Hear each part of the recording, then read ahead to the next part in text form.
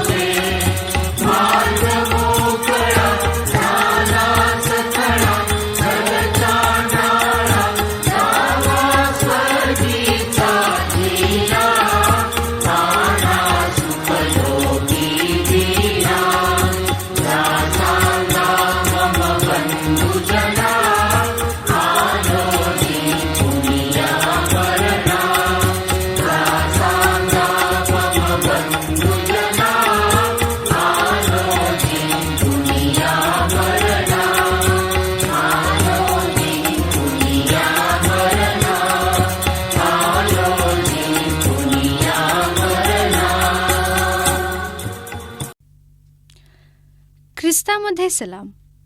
Kolhapur church council प्रस्तुत आत्मजागर दैनंदिन मननामध्ये मी स्तुती आनंद जाधव आपले स्वागत करीत आहे. सदर मनन ब्रदर स्टॅनली लिखित अभिवृद्धीमधून घेतले आहे. आजचा विषय आहे विजयी ख्रिस्त. आजच्या मननाकरिता शास्त्र भाग आहे इफिस्करास पत्र अध्याय 6 वचन 10 ते 18 आणि आजचे विशेष वचन आहे 1 कोरिंथ 15:57. परंतु जो देव आपल्या प्रभू येशू ख्रिस्ताच्याद्वारे आपणाला विजय देतो त्याची स्तुती असो. ख्रिस्त आमचा सेनापती आहे. आम्ही त्याचे सैनिक आहोत. आमची हत्यारे जैविक किंवा अणुकेंद्रकीय नाहीत, तर ती आध्यात्मिक आहेत. त्याद्वारे आम्ही शत्रूची युद्धाची सामग्री नष्ट करतो. 2 कोरिंथ 10:4 आणि 5. सैतान हा दिसायला चांगला असतो. तो मुखवटा घालणारा बहुरूपी आहे. येशूची परीक्षा घेण्याकरिता रानात तो परीक्षक म्हणून आला. मत्तई 4:5. येशूला 40 दिवसांच्या उपवासात प्रार्थनेत जे आत्मिक सामर्थ्य मिळाले होते त्याद्वारे त्याने त्याचा मुखवटा फाडला. काही प्रसंगी सैतान येशूचा शुभचिंतक बनला. त्याच्या प्रार्थना आणि सतर्कतेमुळे सैतानाला ओळखण्यात येशूला कोणतीच अडचण आली नाही.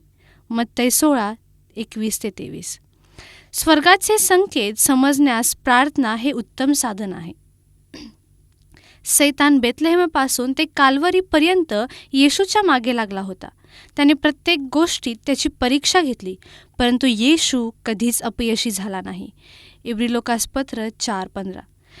त्या सतत मिळालेल्या पूर्ण विजयाचे रहस्य पवित्र शास्त्रात आपणास दिसते. सर्वप्रथम आणि महत्त्वपूर्ण गोष्ट म्हणजे ख्रिस्ताने स्वतःला स्वइच्छेने पित्याच्या इच्छेला समर्पित केले होते. या जगात येण्यापूर्वी त्यांनी पित्याला खात्री दिली, हे पित्या, तुझ्या इच्छेप्रमाणे करण्यास मी आलो आहे. इब्री लोकासपत्र 10:5-7. आणि या समर्पणापासून येशू कधीच माघार घेत नाही. जो अधिकाराखाली असतो तो अधिकाराचा उपयोग करू शकतो. त्या शताधिपतीला हीच गोष्ट येशूमध्ये स्पष्टपणे दिसली. त्याला हे समजले की येशू आपल्या पित्याच्या इच्छेप्रमाणे कार्य करण्यास आला आहे. सैतानाला आज्ञा देण्याकरिता आवश्यक असलेली गोष्ट म्हणजे एक शब्द. मत्तेकृत शुभवर्तमान 8:8-9. प्रेषित याकोबाने स्पष्टपणे सांगितले आहे, देवाजवळ या म्हणजे तो तुम्हाजवळ येईल. सैतानाला अडवा म्हणजे तो तुम्हापासून पळून जाईल. याकोब 4:7. पित्याच्या अधीनतेने भरलेले जीवन असले तर आम्ही सैतानाला पूर्णपणे अधीन करू शकतो.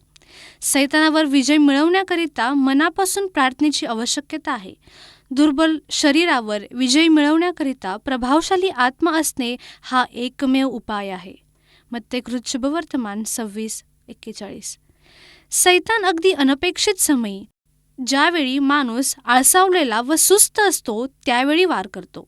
ज्यावेळी लोक झोपले होते त्यावेळी त्या दृष्टाने येऊन निंदन पेरले. मत्ते 13:25.